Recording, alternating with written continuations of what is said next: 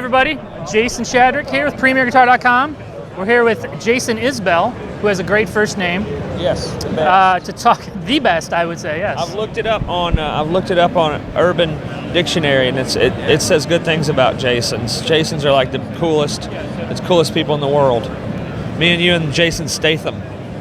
That's a band. That's a band. It's cool. That guy's so cool. He's like the new Bruce Willis. If we had to power rank Jasons, he'd be top 5. Yeah, Jason Lee is really awesome too, that's a good one. because he can skateboard. He's famous for being funny, but he's actually a very good skateboarder. Man. Yeah. But anyways, we'll talk Jasons later. Let's talk more about our name later. We're here with your new signature model, Martin.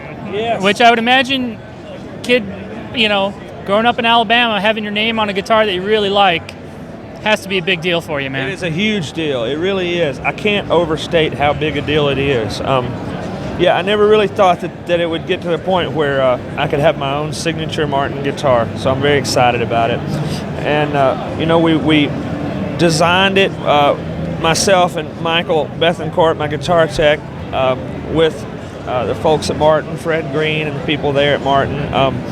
And we really wanted to make it as loud as possible. That was the whole purpose of getting this guitar. I was going to say, when you picked it up and hit a chord, just standing this close, I don't know if it'll come across in the video, but you didn't hit it that hard, and it sprung out. Yeah, that's what we're trying to do, is make it just out of the box a very loud guitar, because when I grew up, my granddad and his brothers played Martins, and whoever had the loudest one had the best one. That's just how they judged it. And I think that's kind of a good way to judge, because it means all the parts are functioning like they're supposed to, and I think it's beautiful. It's kind of understated. It's not too flashy. I'm not too flashy myself. It's something I think that you can take out on the road and feel all right with playing and using like you're supposed to use it as a tool. And I think it'll probably appeal to people who don't care who I am, which is sort of, I think my goal with this was to maybe sell some of these to folks who just like really good guitars and aren't interested in having something with my name on it. Sure, yeah. So when growing up, were you like a D-18, D-28 guy? Or did it? We had a lot of Martin copies, and I remember my great uncle had a D-28 that he was very fond of, and he would bring it over to my grandfather's house, and we were pretty broke. I didn't have great guitars and stuff until I started playing professionally.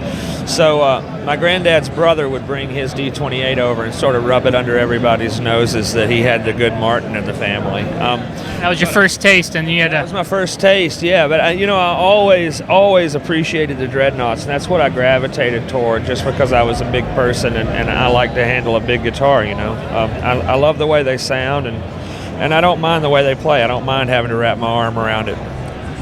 Was there much reasoning behind the no pickguard look? It's louder. It's 5 decibels louder without a pickguard on it. Wow. Yeah, they did the tests at Martin, and up to 5 decibels, which seems like a lot, but it's true. It is, yeah. Yeah. So no aesthetic consideration, just we need to make this thing a cannon. We wanted it to be loud, and I think it looks good just by default, especially with that. The rosette is from the Ditson guitars that were the earliest dreadnoughts, the Depression era Ditson. Out of Boston, he came down and had Martin make some guitars with his name so he could sell them at his music store. Sure. And that was the rosette that was on those guitars. And we went with a small bridge, trying to keep the vibrations moving on the top as much as possible. Rear shifted the braces and used hide glue. We just tried to make it loud. We didn't put a whole lot of finish on it. The mahogany, it doesn't get too covered up with a whole bunch of stuff. I think it looks great. It's super lightweight.